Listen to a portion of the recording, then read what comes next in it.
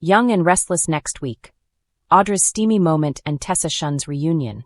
Young and the Restless spoilers next week see Audra Charles, Zuleika Silver, undressing for someone inappropriate, and Tessa Porter, Kate Fairbanks, is fed up. She rejects a reunion with her wife. Young and the Restless spoilers. Audra's risky maneuvers and Victor's plan. So by the end of this week, if you haven't seen yet, we've got Audra Charles ready to make her move to get Victor Newman's, Eric Braeden money. She needs it to complete the launch of her new company, Vibrante. If you recall, Audra is supposed to break up Kyle Abbott, Michael Mealer, and Claire Grace Newman, Haley Aaron. And Victor is the one who got Audra and Kyle the invitations, so she'd have time away from Genoa City, away from Nate Hastings, Sean Dominic, and Claire. But there are a lot of eyes on Audra. Of course, Victor's watching and hoping she can make this split happen. But Diane Jenkins Abbott, Susan Walters, is watching Audra. She's very worried that Victor and Audra are targeting Kyle. And of course, she's absolutely right. Young and the Restless spoilers showed that Damian Kane, Jermaine Rivers, warned Audra that he doesn't trust the way she is acting. He thinks something is up with her and Kyle. And Damian said he will not let Audra hurt his brother Nate on Young and the Restless. So Audra's got Diane and Damian both on her case, and that's bad. But Audra also has Kyle convinced they can get attention for both their companies with this perfume war idea she cooked up about Jabao and V. Brandt, the at present non-existent company. Seduction and deception. Audra's plan to entrap Kyle on YandR. Next week, Audra gets Kyle alone, away from Damian and Diane's prying eyes. So we'll have to wait and see how Audra contrives this. But she's in a sexy baby blue bra and a pair of little silky tap pants with just a little shorty robe on top of it. Kyle is in her room on the rail car is what it looks like. So Audra is flaunting herself in this sexy little outfit, and she asked Kyle if he wants to brainstorm some ideas for their feud. Then, he's trying not to look at scantily clad Audra on Young and the Restless. We have Kyle telling her, "I'll leave." He tells Audra she can get dressed, and then they'll talk about it over lunch in the dining car. But as Kyle's standing up to go, Audra says, "Oh, no need to leave," and says she can get changed right there. Then she drops her silky little robe, turning around with her back to him, showing off her very firm backside. She's in nothing but that bra and panty set. Inappropriate. And of course, Kyle's stunned. I'm betting he doesn't mind the view. Maybe it's going to remind him of when he used to enjoy that view up close and personal. And of course, this is all part of Audra's plan to seduce Kyle. But she's actually not really trying to seduce him. It's more that Audra is trying to fake seduce him to prove he's untrustworthy and unfaithful. Also, Claire will leave Kyle. Her plan seems deeply flawed. But if Audra is in just her skimpy sexy under things and Diane or Damian walk in on them, she is busted. If Victor or somebody snaps a photo of them together like that, Kyle's busted. Also, there is a chance that Kyle and Audra could really cross lines. Showrunner Josh Griffith teased that her old feelings bubble up and cause problems. So we'll see. Mariah and Tessa's relationship crisis. A secret tears them apart on Young and Restless. Also next week, we have more on Mariah Copeland's mystery issue. She and Tessa Porter are arguing in the park. And Mariah tells Tessa she knows she's angry. She understands how she feels. Then Mariah tells her wife she deserves the anger. She gets that Tessa is furious. Mariah is feeling alone and freaked out. We all know she did a bad thing. And she's also noticed that Tessa has been getting some comfort from Daniel Romalotti, Michael Graziadei. And I think Tessa's likely to get a lot more comfort from Daniel because of what happens between her and her wife Mariah next week. So, Tessa's ranting at Mariah for thinking she understands how she's feeling. It's big Young and the Restless drama. Tessa rages that she has no idea what's going on with Mariah or what she's feeling. If you recall, she told Tessa she can never tell her what she did. Plus, she said it's worse than a one-night stand. So, Mariah is really wrecked over this and had a flashback recently to getting drunk with the old dude. Did they kill somebody together? Or, did Mariah toss the geyser down the stairs? If YR doesn't reveal it soon, I'm going to lose interest. I'm barely hanging on as it is.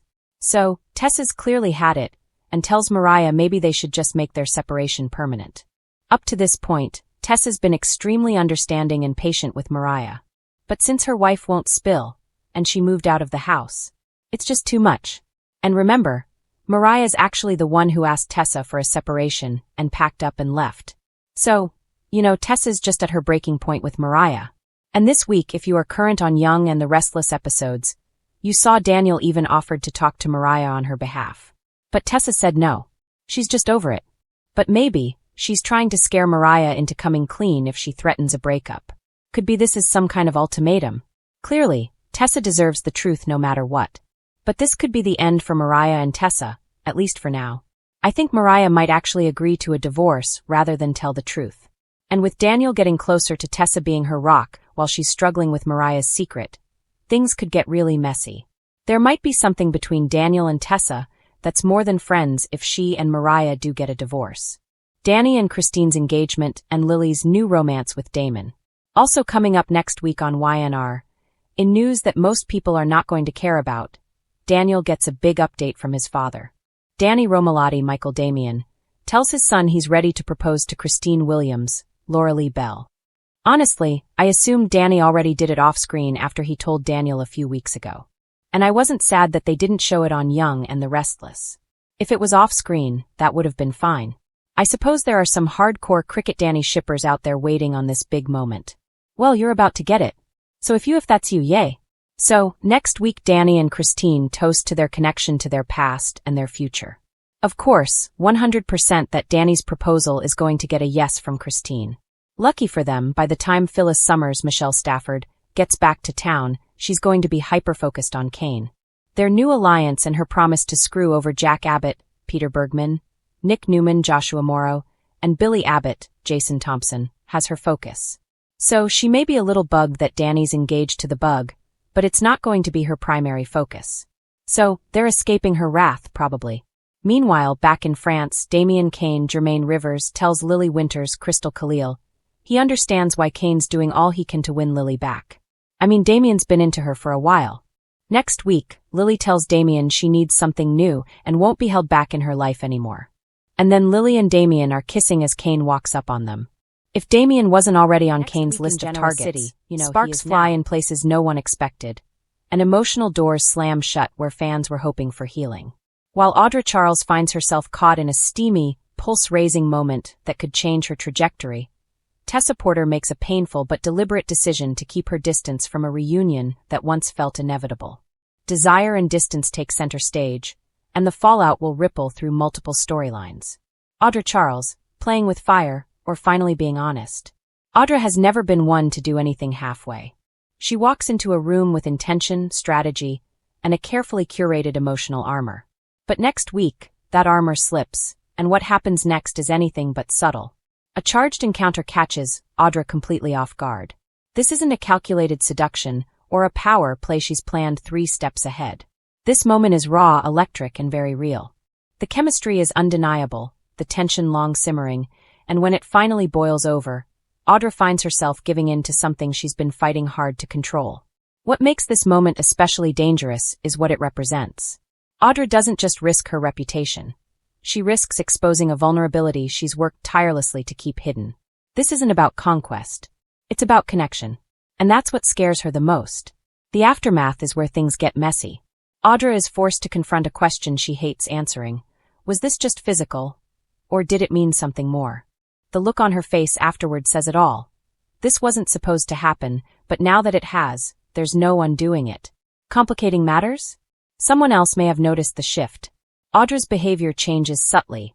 Hesitation where there was once confidence, distraction where there was once razor-sharp focus. In Genoa City, those cracks never go unnoticed for long. And if this steamy moment involves someone already tangled in other loyalties, and let's be honest, when doesn't it? Audra could soon find herself at the center of a full-blown emotional storm. Desire versus control. Audra's ongoing battle. Audra's biggest struggle has always been control, over her image, her emotions, and the narrative surrounding her. This moment threatens all 3. Instead of immediately doubling down on manipulation, Audra hesitates. She replays the encounter in her mind, questioning her motives and her feelings. That alone is a major shift. The woman who once prided herself on never needing anyone is now forced to admit she wanted this. Wanted him, or her, more than she expected. But make no mistake, Audra isn't about to unravel quietly. If she senses that this connection could weaken her position, she may overcorrect, pushing the other person away, pretending it meant nothing, or even using the moment as leverage if she feels threatened. The danger? In trying to regain control, Audra could hurt someone who didn't realize they were stepping into her carefully guarded world. Tessa Porter, choosing distance over hope. While Audra wrestles with desire, Tessa faces something quieter but no less painful: disappointment. A reunion that fans have been rooting for, one filled with nostalgia, unresolved feelings, and the promise of closure, doesn't go the way many expected. Instead of leaning in, Tessa pulls back. And she does it with a calm finality that makes it clear this isn't about anger. It's about self-preservation. Tessa has grown. She's fought hard to find stability, confidence, and emotional safety. Next week, when the possibility of revisiting the past presents itself, she realizes something heartbreaking. She's not willing to reopen old wounds just for the sake of what used to be. Rather than engage, Tessa shuts the door. Her decision stuns the other party, who may have believed time had healed everything. But for Tessa, time has brought clarity, not longing. The reunion she once dreamed of no longer fits the person she's become. Why Tessa says no, and means it. What makes Tessa's choice so powerful is that it isn't dramatic or explosive. There's no screaming match, no grand betrayal. Just a firm boundary. She listens. She considers. And then she declines. Tessa understands that revisiting the past doesn't always lead to closure. Sometimes it just reopens scars. The pain she worked so hard to move beyond still lingers beneath the surface, and she refuses to let it derail the life she's building now. This decision leaves the other person reeling. They weren't prepared for indifference, or worse, acceptance without reconciliation. The imbalance is clear. One person still hoping, the other already moved on. And yet Tessa isn't cold. Her refusal comes with empathy, which somehow makes it hurt even more. The ripple effect across Genoa City. Audra's steamy moment and Tessa's emotional shutdown may seem like separate storylines, but thematically, they mirror each other perfectly. One woman gives in to desire despite the risks. The other denies nostalgia to protect her future. Both choices have consequences. Audra's decision could entangle her in unexpected loyalties and emotional complications that threaten her professional goals. Tessa's choice could push someone toward desperation or self-destruction, as they struggle to accept that the door is truly closed. Friends begin to notice the shifts. Questions are asked. Assumptions are made. And in true Young and the Restless fashion, secrets won't stay secret for long. What happens next? Looking ahead, the fallout is unavoidable. Audra may find herself torn between repeating old patterns and embracing a new, frightening level of honesty. The person involved in her steamy encounter could want more, forcing Audra to confront feelings she's not sure she can handle. Tessa's refusal may trigger a reckoning for the one she shut out, pushing them to make a drastic move. Emotional alliances could shift as characters choose sides, or insert themselves where they don't belong. One thing is certain: next week isn't about quiet conversations or easy resolutions. It's about choices, intimate, painful, and irreversible. Audra learns that desire has a cost. Tessa proves that strength sometimes looks like walking away. And Genoa City, it's about ambition is never subtle. And right now, two of the most dangerous players are moving pieces across the board with very different endgames in mind. Audra Charles is gambling everything on a bold, high-risk strategy that could either cement her power or destroy her completely. Meanwhile, Victor Newman is quietly executing a long-term plan so calculated and ruthless that even his own family may not see the trap until it snaps shut. While Audra thrives on speed and shock value, Victor operates with patience, history, and an iron grip on loyalty. The real question is this: what happens when Audra's reckless ambition collides with Victor's cold, methodical control? Spoiler alert, no one walks away unscathed. Audra Charles, playing fast, loose, and dangerous. Audra has never been content playing second fiddle. From the moment she planted her heels in Genoa City, she's been clear about one thing. She wants power, respect, and control, and she wants it now. But lately, Audra's moves have crossed from bold into outright dangerous. Her current maneuver involves leveraging secrets, alliances, and emotional pressure all at once, and that kind of multitasking rarely ends well in this town. Audra believes she's several steps ahead of everyone else, but the cracks in her plan are already starting to show. What makes Audra especially risky right now is her confidence. She's convinced she understands how the major players, especially Victor Newman, operate. That assumption alone could be her fatal flaw. Audra is pushing boundaries at work, blurring lines in her personal life, and testing loyalties that were never guaranteed to begin with. She's betting that fear and attraction will keep people in line, but fear has a shelf life, and attraction fades fast when survival is on the line. Kyle, power plays and collateral damage. One of Audra's most volatile choices involves Kyle Abbott.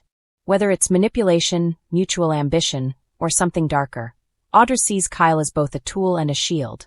What she may be underestimating is Kyle's loyalty, to his family, to his son, and ultimately to himself. Kyle has been burned before, and history suggests he won't hesitate to cut ties if he senses betrayal. Audra's attempt to keep him close while advancing her own agenda puts her in a precarious position. If Kyle feels used, or worse, publicly embarrassed, he could turn from asset to enemy overnight. And if Kyle flips? The fallout won't stop with Audra. It will ripple straight through the Abbott family, pulling Jack and Diane into a corporate and emotional war they never asked for. Victor Newman is watching, always. While Audra is busy making noise, Victor Newman is doing what he does best, observing in silence. Victor doesn't rush. He doesn't react emotionally. And he certainly doesn't underestimate people twice. From Victor's perspective, Audra is both useful and disposable. He sees her ambition clearly. An ambition, to Victor, is a weakness that can be exploited. The more Audra overreaches, the easier she becomes to control. Victor's current plan isn't about immediate victory. It's about positioning. He's setting up a scenario where Audra believes she's winning, gaining influence, and outmaneuvering her rivals, only to realize too late that every step forward was actually part of his design. The most dangerous thing about Victor's plan? It doesn't require Audra to fail on her own. Victor is perfectly willing to help her succeed, just enough to make her dependent. The illusion of control. Victor's strategy hinges on letting Audra believe she's untouchable. He's encouraging her risk-taking, subtly backing her plays, and allowing her to think she's earned his respect. In reality, Victor is tightening the leash. Every favor comes with a hidden cost. Every alliance has strings attached. And when Audra finally realizes she's trapped, it will be too late. Victor doesn't just want to neutralize Audra. He wants to reshape her. He wants her loyal, compliant, and aware that her power exists only because he allows it. That's the Newman way. Family fallout. The Newmans feel the pressure. Victor's plan never stays contained for long. Nikki, Victoria, and even Adam are all poised to feel the consequences of his latest chess match. Victoria, especially, may begin to question whether Audra's growing influence is a threat or an opportunity. She's not blind to manipulation. After all, she learned from the best. But even Victoria can underestimate how far Victor is willing to go to maintain control. Adam, on the other hand, may see Audra as a reflection of himself, ambitious, underestimated, and dangerous. That recognition could either spark an alliance or ignite a brutal rivalry. And Nikki? She's been around long enough to sense when Victor is heading down a dark path. Her concern isn't just about business. It's about the emotional wreckage left behind when Victor decides someone has outlived their usefulness. Audra's fatal blind spot. Audra's biggest mistake isn't her ambition. It's her belief that she's immune to consequences. She assumes intelligence equals invincibility. She assumes leverage equals safety. And worst of all, she assumes Victor Newman respects her as an equal. Victor doesn't do equals.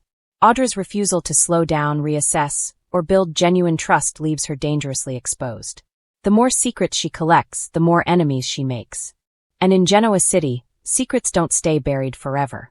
All it takes is one leak, one betrayal, or one well-timed revelation for Audra's carefully constructed empire to collapse. The coming collision. The real drama lies in what happens when Audra finally realizes Victor has outplayed her. Will she fight back, exposing his manipulation and risking total annihilation? Will she submit, trading independence for protection? Or will she attempt one last desperate move? Something so shocking it could topple even Victor Newman? Spoilers hint that Audra's next decision will define her future in Genoa City. This isn't just about business anymore. It's about survival. And Victor? He's already prepared for every outcome. Final thoughts. Power always has a price. The young and the restless thrives on one timeless truth. Power is never free. Audra's risky maneuvers may earn her short-term wins, but Victor's long game threatens to cost her everything. Her autonomy, her credibility, and possibly her place in Genoa City altogether. As these two titans circle each other, viewers should brace for betrayals, shifting alliances, and a stunning realization. In Victor Newman's world, everyone is expendable, until they're not. And Audra Charles is about to learn that lesson is rarely about desire alone. It's about leverage, control, power. And no one understands that better than Audra Charles. From the moment Audra returned to town with her perfectly tailored confidence and unreadable smile, It was clear she wasn't back to make friends. She came armed with ambition, resentment, and a long memory, especially when it came to Kyle Abbott. To the casual observer, Kyle was just another privileged Abbott heir, trying to balance business, family loyalty, and the fragile remains of his personal life. But to Audra, he was something far more useful, a weakness waiting to be exploited. Audra didn't hate Kyle. Hate was messy. Hate made mistakes. What she felt was colder, and far more dangerous. Kyle represented access. To Jabot, to the Abbott's inner circle, and to the kind of chaos that could crack open opportunities Audra had been denied more than once. If she was going to rise, someone else had to fall. And Kyle was standing directly in her path. The setup begins. Audra never rushed her moves. She knew better. Rushing made people suspicious. Instead, she positioned herself as unavoidable. Strategic appearances at work. Casual run-ins at society. Conversations that felt spontaneous, but were anything but. She listened more than she spoke, letting Kyle fill the silence. Men like Kyle always did. He talked about pressure, about living up to Jack's expectations, about business deals that never seemed clean, about the constant tug-of-war between loyalty and ambition. Audra absorbed every word, filing away his insecurities like weapons she might need later.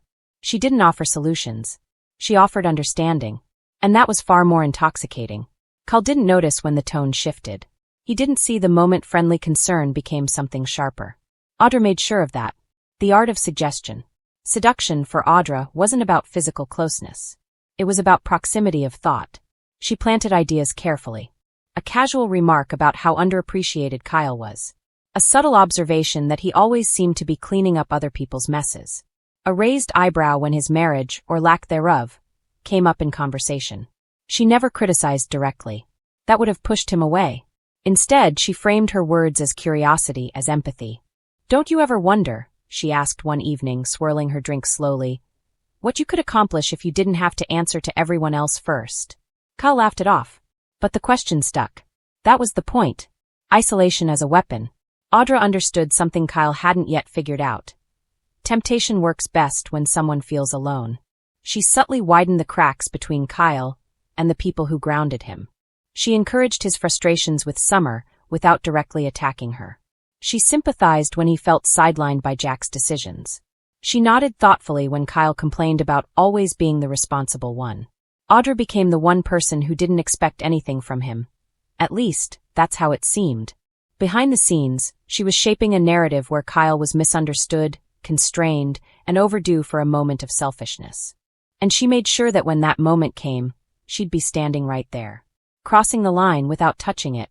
The most dangerous part of Audra's plan was how clean it looked from the outside. There were no scandalous photos. No obvious flirtation that could be traced back to her. Everything was deniable. Conversations that could be explained. Looks that could be misread. Invitations that were strictly business. But intention hung heavy between them. Audra allowed just enough tension to keep Kyle off balance. A pause before answering his questions. A half smile when he caught her watching him. Silence where there should have been words. Kyle began to anticipate her reactions. To seek her approval. To notice her absence. That was when Audra knew she had him exactly where she wanted him. The trap tightens. Entrapment, Audra believed, wasn't about forcing someone into a mistake. It was about letting them choose it.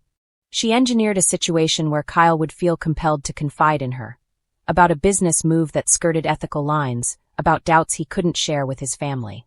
She made herself the safe place. The vault. And Kyle, desperate to feel in control of something, trusted her. What he didn't know was that Audra wasn't just listening. She was documenting, strategizing, calculating how each confession could be used, not immediately, but when the timing was perfect. Audra had no intention of exposing Kyle right away. That would have been too obvious. Too small. She wanted leverage that could be activated when it hurt the most. Power over passion. If Kyle believed Audra's interest was romantic, that misunderstanding worked in her favor. She never corrected it. She let him assume whatever made him comfortable. But Audra wasn't driven by attraction. She was driven by outcome. In her mind, Kyle wasn't a lover or even a conquest. He was a doorway. And once she walked through, she wouldn't look back. She envisioned the fallout clearly. Kyle scrambling to explain himself, trust eroded, alliances fractured. Jabot destabilized just enough for her to step in with solutions. Her solutions. She would be indispensable. Untouchable. And Kyle? He would be left wondering when things went wrong. The calm before the fallout. As Audra prepared for the final phase of her plan, she remained impeccably composed. No dramatic moves. No emotional tells. Just patience. She knew Genoa City history well enough to understand one thing. Secrets never stay buried. But timing determines who survives them. Kyle sensed something shifting but couldn't name it. He felt closer to Audra than ever, and somehow further from everyone else. The realization unsettled him, but by then, pulling away felt impossible without admitting how far he'd already gone. Audra watched him carefully, waiting for the precise moment to act. Because when the truth finally surfaced, and it always did, Audra intended to be standing on the right side of the wreckage. A dangerous game.